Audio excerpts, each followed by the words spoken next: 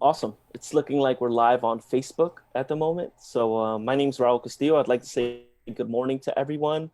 Would like to welcome you to Wellness Wednesday.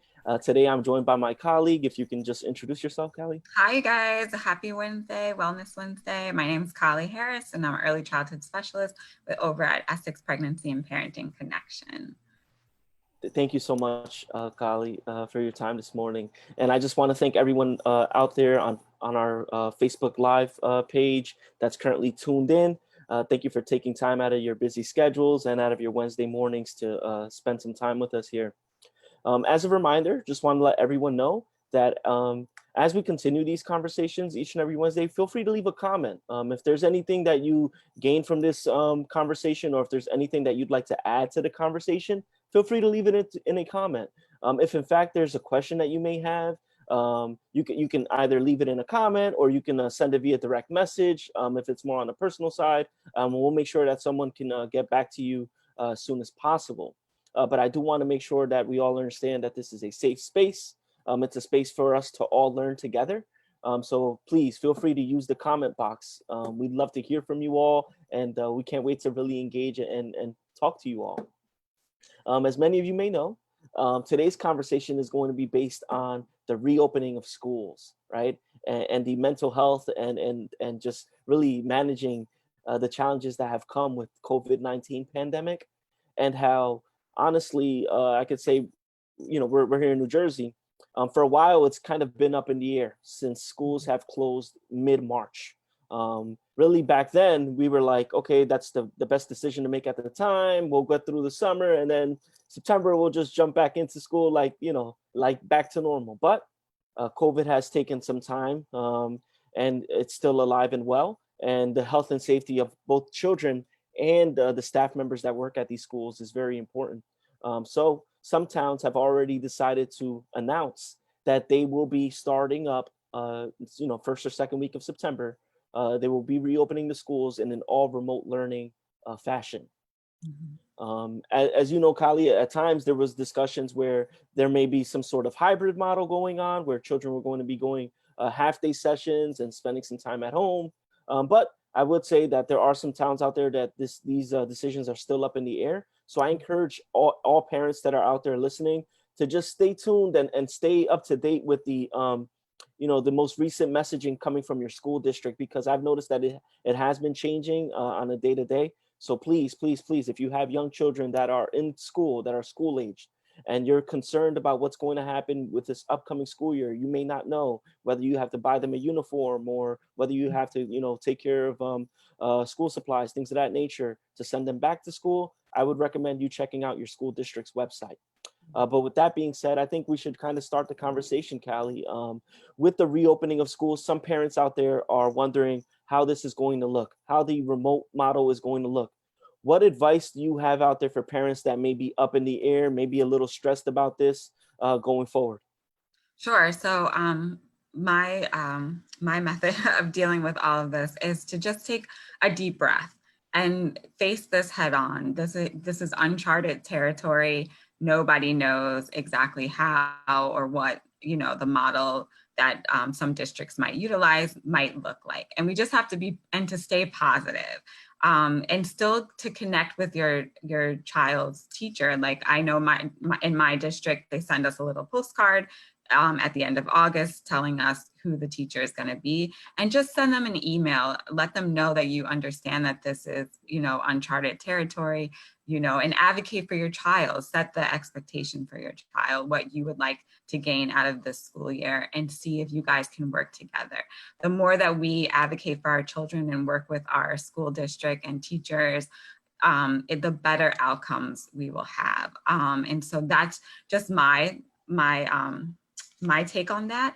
And then to also be able to, set yourself up, make a learning space in your apartment or in your house for your child to know that this is how, and set the expectations at home as well.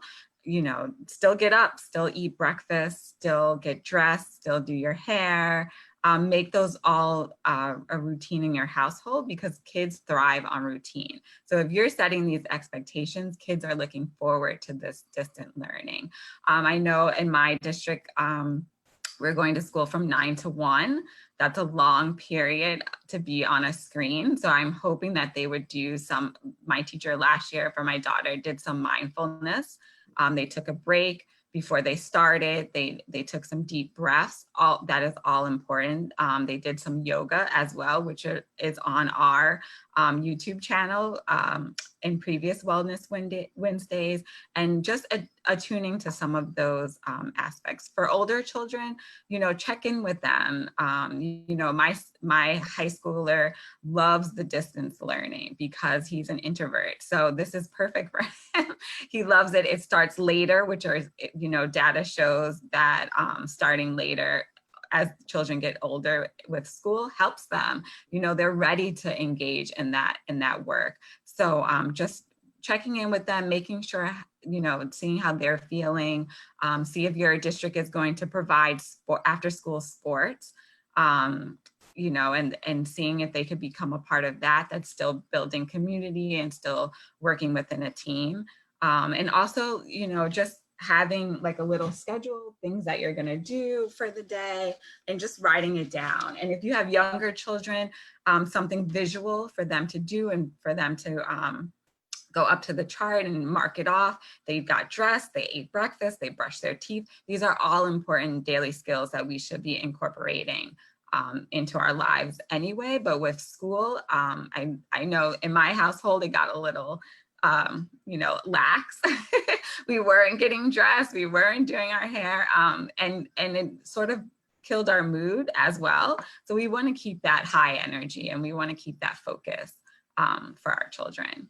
Yeah, I agree. I agree with everything you said. I do think that a big part of this is going to be preparation for parents. So parents, if you're out there, preparation is going to be key. Why? Because a lot of us are still working, so we still have to tend to our responsibilities. But at the same time, we need to make sure that our children have a safe space that's dedicated to their schoolwork.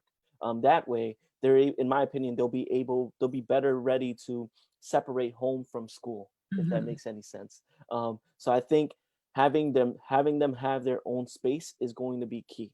I also I look forward to every Wednesday, Kali, because I get to see the charts and the things that you and the activities that you always send out to the people that are listening.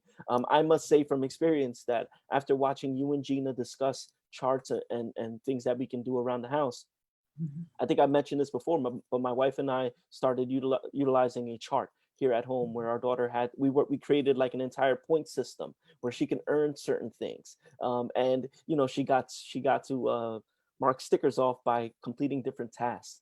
We've seen that's brought in a little bit of fun, right? Because there's that fun aspect where you want to earn these prizes, but at the same time, in order to earn the prizes, you have to meet certain requirements, right? So it's something that's out of the box that really we weren't thinking of before we tuned into Wellness Wednesday. So I'm really excited that we did. But at the same time, I must also say that no scenario is going to be perfect, right? No strategy is going to be perfect. And I think that's also important for parents to know out there, is that you're going to have times where you're going to just need a brain break.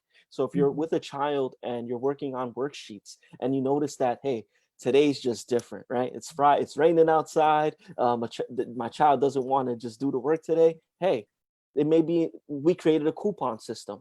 So we have a chart, right? And our chart is set in stone, but we also have coupons. So on a day where you want to relax, you can give us a coupon, right? Yeah. And that's something that we saw that after the fact, after the chart had its few days where it wasn't really working, we said we need to create something where there may be like a coupon system, and that's what we did. So I think it's important for parents to know that parenting is not easy. It wasn't easy before COVID-19, and it's not easy during COVID-19, and it won't be easy after COVID-19. So just understand that there's community out there. There's resources like Wellness Wednesday that's live on Facebook. If there's any times where a lot of times parents also think that remote learning is all about learning or worksheets or activities, when in reality, young children especially do a lot of learning through play.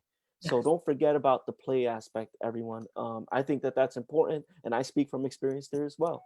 There's going to be times where you may need to turn the TV on and do a children's Zumba on YouTube on the Child Win page, or another page that you're comfortable with. There's going to be a time where you may have to go on a scavenger hunt outside, or you may need to go to an empty field where it's safe, following the social distancing guidelines, and just have some time to run around and get rid of all that energy that children have inside of them. Yeah, I also. think I think that's going to be important. What else did you have there, Callie? Yeah, also, if you are having a math lesson or a science lesson, create going outside of the box. Like if you're counting, like in pre-K or kindergarten, get out some fruit or some cans and make it fun. That's how children learn. Children learn through play. So if you're able to utilize some concrete manipulative, just be able to do that. If you're working on the alphabet using Play-Doh or sand or rice and just, tracing the letter out, that's all sensory. That's getting the whole child involved. And that really helps to sort of break up the routine of just doing dittos or just working, with the teacher via Zoom. You're taking the lesson out of its context and putting it into a more better environment for children to utilize their whole body and utilizing their senses, which actually retains more information. So just remember that the teacher is there and she's prescribing these activities to do, but you can also know what's best for your child. If your child, is more more susceptible to, being able to, take manipulatives and use them, then, that's a better way for children to learn and to absorb a lot of information as well too. So just thinking outside of the box.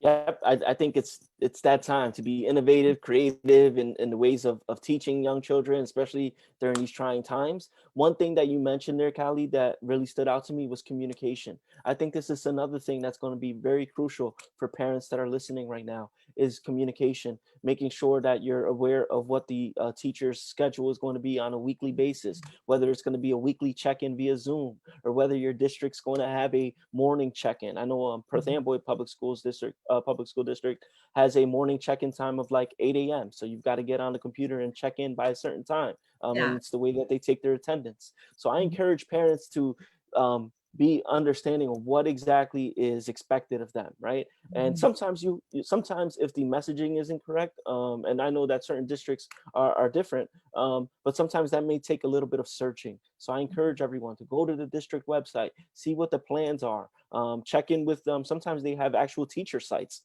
on the website. Check in with the teacher site and see what your teacher is expecting of not only your child, but also of you as a parent as well. Because as I mentioned before, these are unprecedented times, but they're not impossible times. We'll be able to get through this together as long as we remain, a strong knit unit. And we go back to prior Wellness Wednesdays when we're talking about resilience and we're talking about community and understanding that you are not alone. So if there's anyone out there that's listening, I hope that you take these words with you. You are not alone. These are challenging times for everyone. But when we work together, we're able to accomplish many amazing things. So I would say that. And then I would also go back to what you mentioned in regards to just finding innovative ways. So right now, Facebook has been a great tool. YouTube has been a great tool where you can find things that you may already have around the house where you don't have to go out and spend all this money to help, create a safe and fun environment for your child to learn.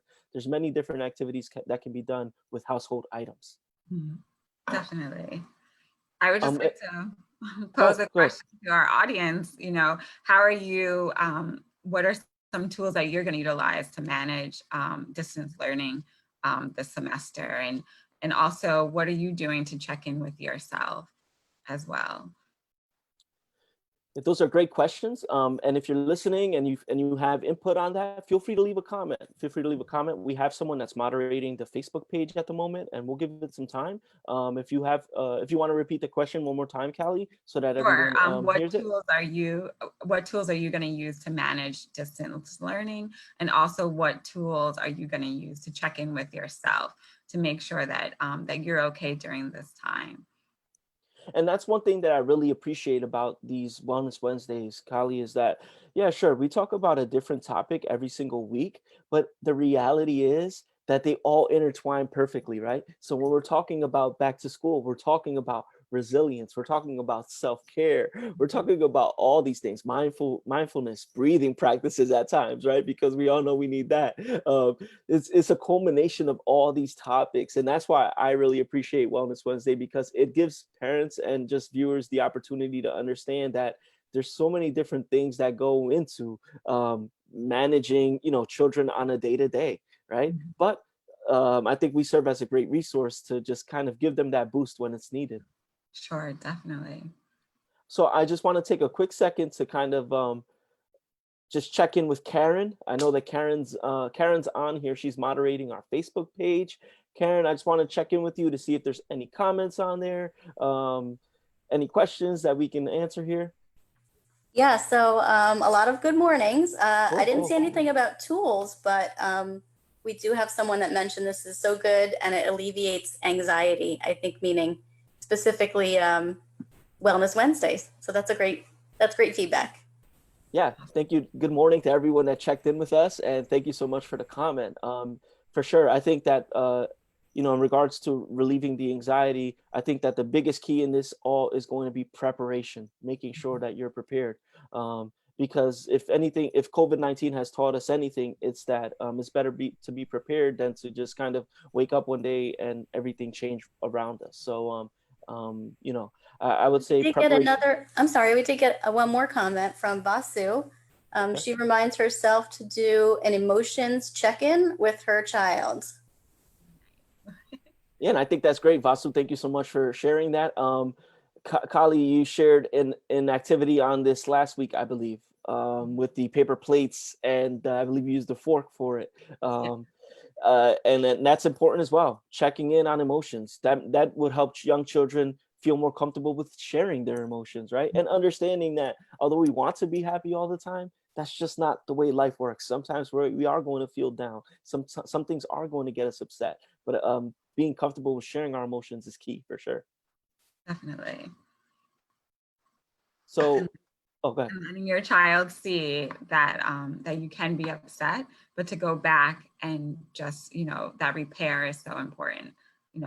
Talking to them and giving them that hug and that kiss, and just reassuring them that this is a safe space. Sometimes our emotions do get the best of us, but we are here to help support each other, and to validate each other's feelings. And then if I can, Kali, before we go, I just want to mention one more thing. For all the parents out there that may be listening at this moment, I know that COVID-19 has brought about many difficult times for many different people. Just want to make sure that you all are aware that at the moment, just on our Facebook page alone, I've seen multiple different resource agencies that are doing back to school supply drives. So I would encourage you all to check in with these organizations that are giving away school supplies, because although there's going to be remote learning, children may still be in need of things like crayons and notebooks and folders just to stay organized. So I know times are tough. I know that just off the top of my head, the Greenway Family Success Center, the Bayside Family Success Center, and the Mobile Family Success Center, which are all located in Middlesex County, are going to be hosting different iterations of back to school supplies drives, where they're going to be providing supplies and backpacks to families. So I would encourage you all to check in with your local resource agencies to see if there's something like that available near you. Because as I mentioned before, times are tough, but there are agencies and organizations out there that are assisting families that may be in need. Yes, here in Northern New Jersey, Bergen and Color is having many different donation drives for back to school. It's all contactless. So you just pull up and you just donate your school supplies. We're having one here in Edgewater, not this weekend, but the next weekend, the 29th, at the Edgewater Community Center. So if you have donations or you would like to donate school supplies to children in need, please come by the community center 11 to 2, I believe the hours are. Yep. Thank you so much for that, Kali. And yeah, I think that today's conversation was great, based on the reopening of schools, how parents can prepare. If we can just kind of give them an overview, prepare. Also, stay in communication with your school district. Find out what the exact reentry plan is going to be. Find out for how long. If you are going to be remote, is it going to be for the first quarter, for the first half of the year? Make sure that you're understanding of what the expectations are for yourself and for your child. So you can do that by checking your district website. Also, make your activities at home fun, make learning fun, because most young children learn through play. So I think that that's an overview of what the conversation was for anyone that may have joined us a little later in the day. This video is going to be up on our Facebook page, and it is also going to be up on the Childwin YouTube channel. So I encourage you all to check that out. And then just to continue to go on about that, Childwin recently posted a blog post that is centered on the reopening of schools and back to school. So I would encourage you all to check that out as well on childwin.org. Check out the blog posts that are posted there. I believe this most recent one was posted by Dr. Colford. You guys should check it out. And as always, leave some feedback in our comments. If you have any questions, feel free to reach out to us via Facebook or YouTube. But I don't know if you have anything else to say, Kali, at the moment. Just wanted to say to check in with your school district, check in with your teachers, set expectations for your child, especially if you have a child that has special needs. Advocate for your child and what you would like your child to receive, even during this virtual learning aspect of the school year. So just advocate for your children, and advocate for what your expectation is for your child. 100%. I totally agree with you. And yeah, and just overall, as I mentioned before, and I'm going to continue to mention, is there's help out there. If needed, there's help out there. Sometimes it may not be right in front of you. It may take a little bit of searching, but take some time. If you're in a time of need, or if you're just lost and you may need some answers to certain questions, reach out to individuals that work in that space that may be able to help you. That's my encouraging words for today to everyone. But other than that, I'd like to thank you all for checking in with us. As I mentioned before, you can rewatch the video on Facebook or the YouTube channel. We look forward to continuing these conversations Wednesday mornings with you all. If you'd like to present some feedback for us in an upcoming video, or if you'd like to present a topic of discussion for an upcoming video, feel free to reach out to us and let us know. But with that being said, I hope you all have a great Wednesday. Thank you so much for your time.